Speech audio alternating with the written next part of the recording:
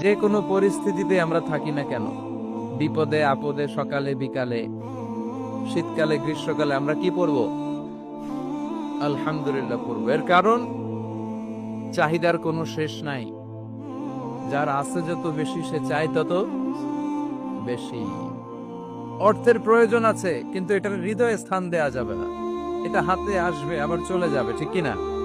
হৃদয়ে স্থান থাকবে কার?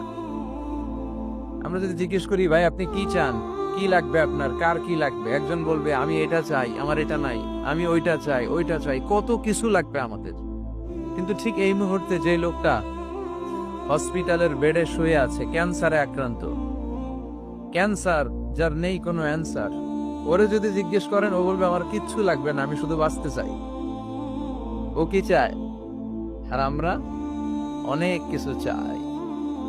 এজন্য আমরা শুকরিয়া করব বেশি বেশি। শুকরিয়া করলে বাড়িয়ে দেয় কে? বিশ্বনবী দোয়া করতেন, আল্লাহুম্মা জাআলনি সাবুরা ওয়া জাআলনি শাকুরা ওয়া জাআলনি ফি আইনি সাগীরা ওয়া ফি আ'য়ুনিন নাসি কাবীরা। আল্লাহ আপনি আমারে ধৈর্যশীল বানান,